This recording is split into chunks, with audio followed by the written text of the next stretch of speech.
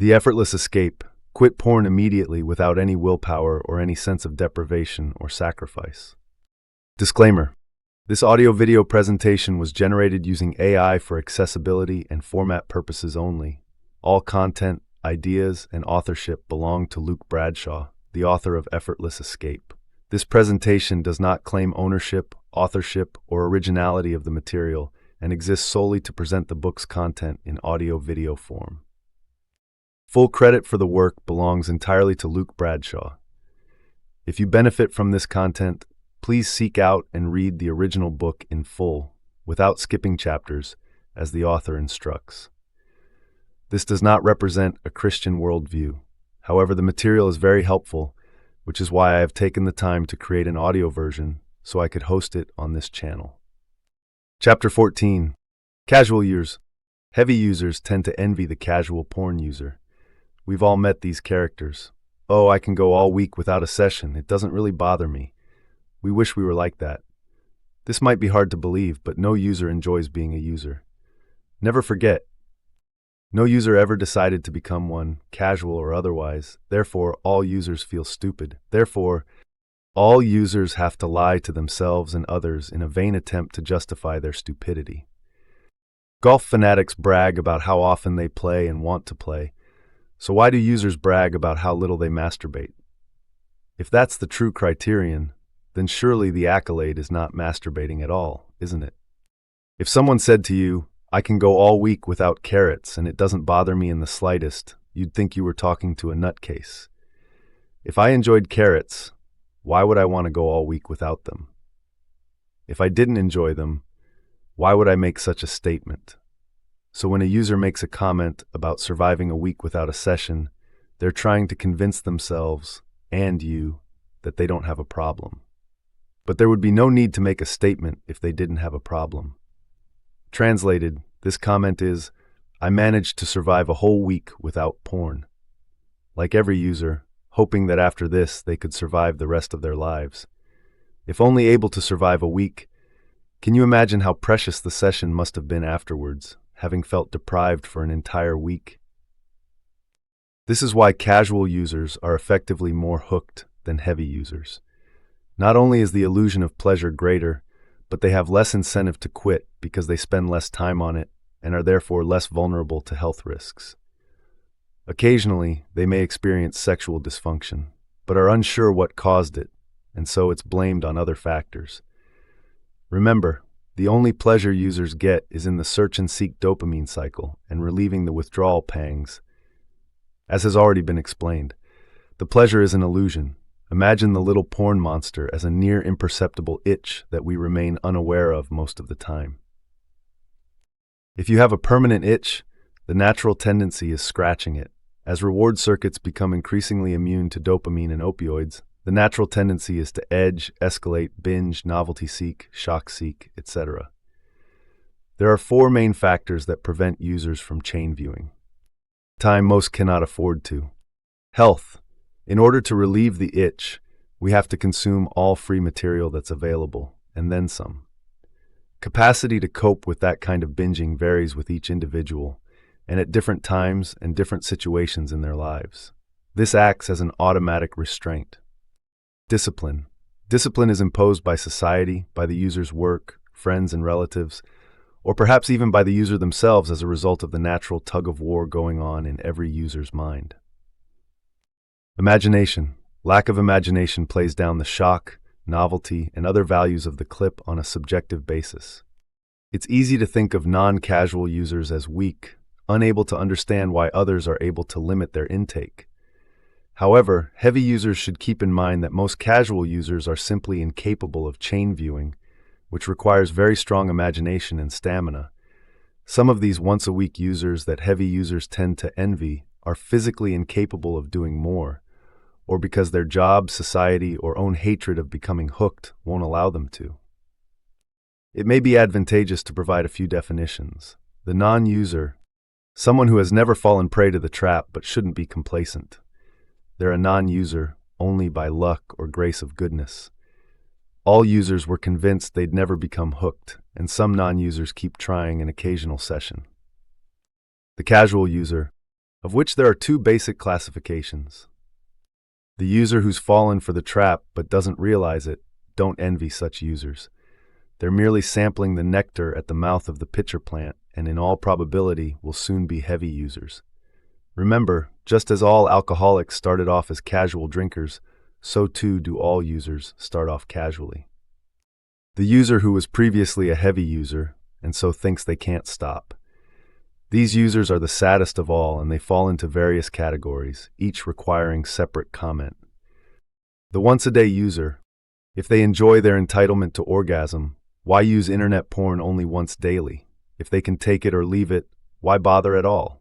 Remember, the habit is, in actuality, banging your head against a wall to make it relaxing upon stopping. The once-a-day user relieves their withdrawal pangs for less than an hour each day. Although unaware, the rest of their day is spent banging their head against this wall, doing so for most of their lives. They're using once a day because they cannot risk getting caught or messing with their neurological health.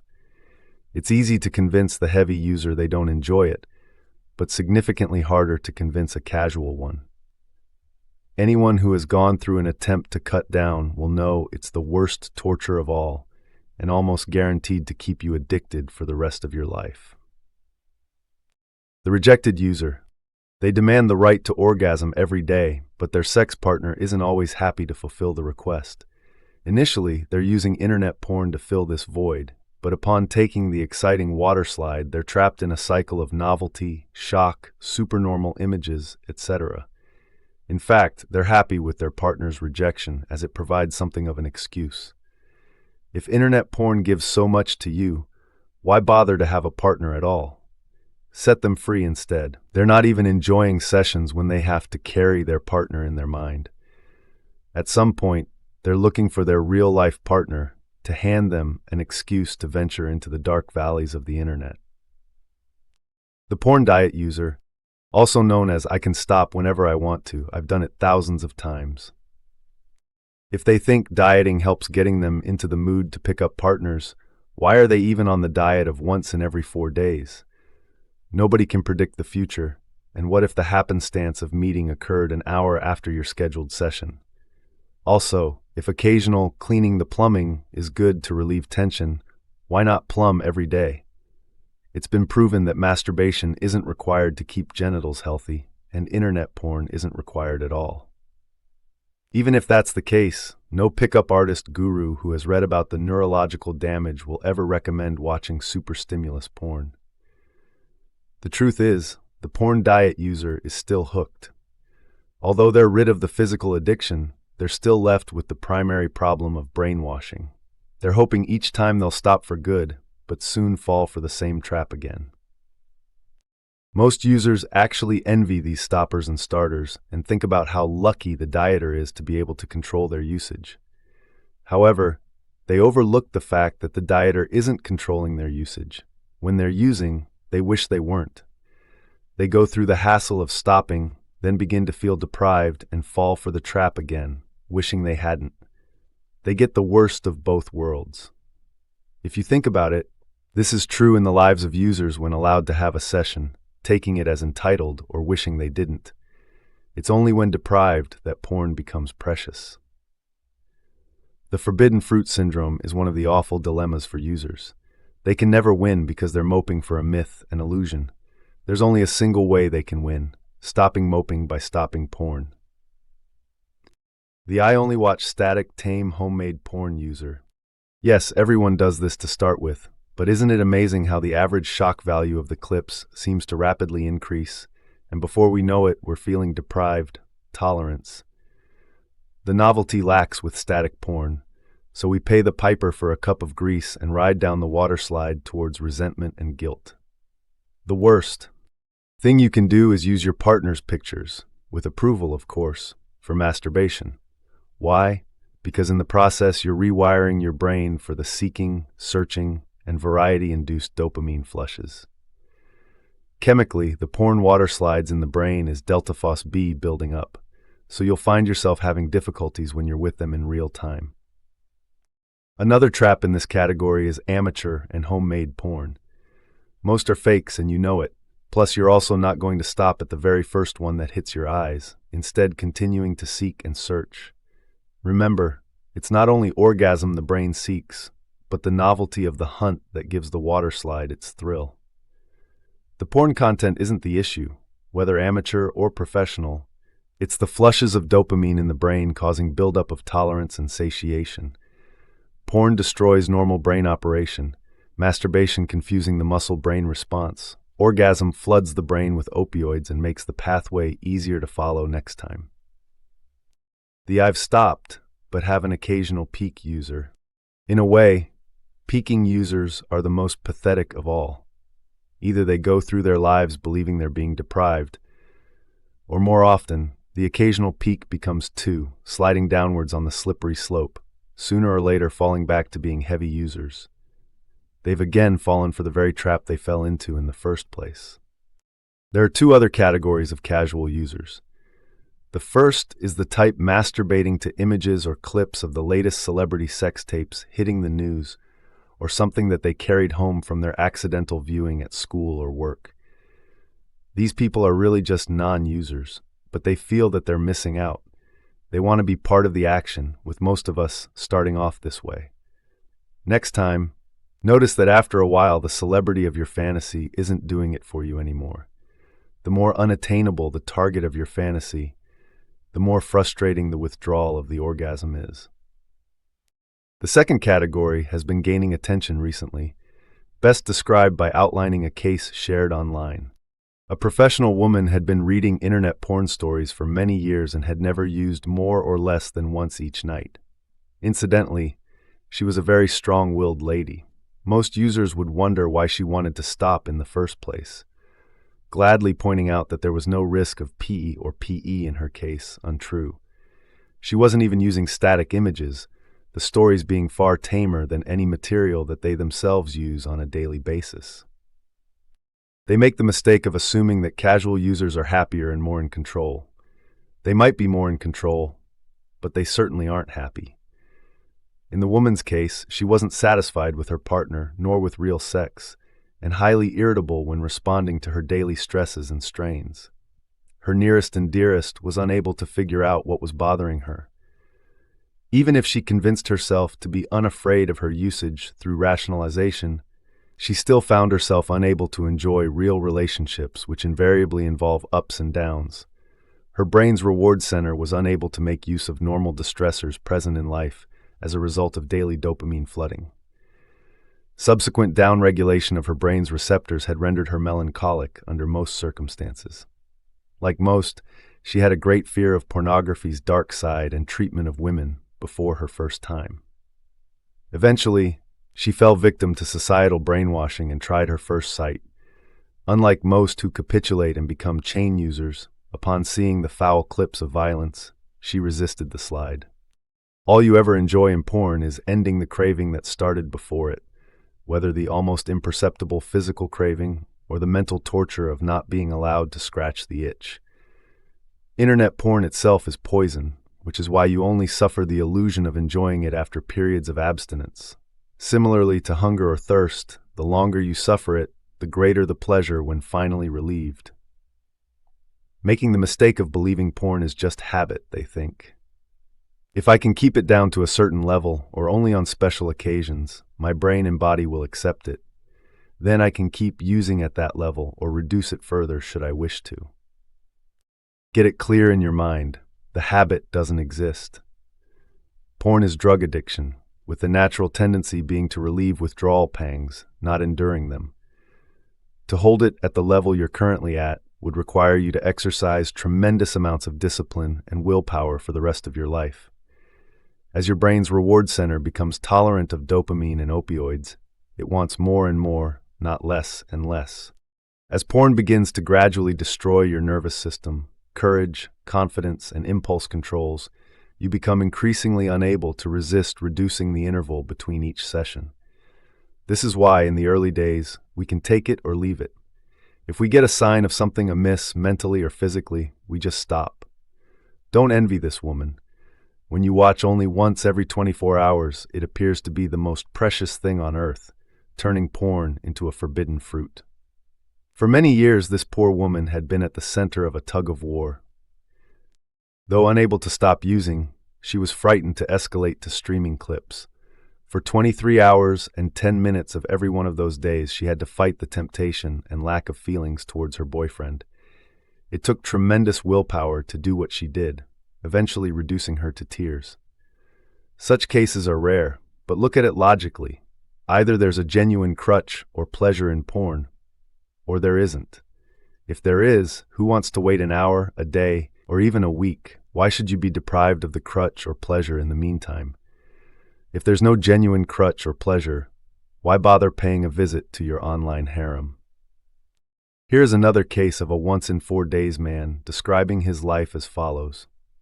I'm 40 years old. I've suffered PAD, porn-induced erectile dysfunction, with real women, and even when using porn, which is most of the time. It's been a while since I had a full erection. Before going on the once-in-4 porn diet, I used to sleep soundly through the night after my session. Now I wake up every hour of the night and it's all I can think about. Even when asleep, I dream about my favorite clips. On days after my scheduled session, I feel pretty down, the diet taking up all of my energy. My SO would leave me alone because I'm so bad-tempered, and if she can't leave, she won't have me in the house. I go for jogs outside, but my mind is obsessed with it. On the scheduled day, I begin planning earlier in the night, getting very irritated if something happens against my plans. I'd back out of conversations and give in, only to later regret at work and home. I'm not an argumentative guy, but I don't want the topic or conversation to hold me down. I remember occasions when I'd pick silly fights with my SO. I wait for 10 o'clock, and when it arrives, my hands are shaking uncontrollably. I don't start the deed right away, as there are new videos that have been added, and shop around. My mind tells me that since I've starved myself for 4 days, I deserve a special clip that has to be worth the time spent searching. Eventually, I settle for 1 or 2, but want it to last so that I can survive through the next 4 days. So I take more time to finish the deed. In addition to his other troubles, this poor man has no idea that he's treating himself to poison.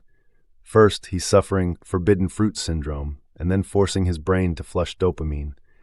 Comparatively, his dopamine receptors aren't as cut down, but he's greasing the porn water slides, searching for edging, novelty, variety, shock, and anxiety in order to survive the next 4 days.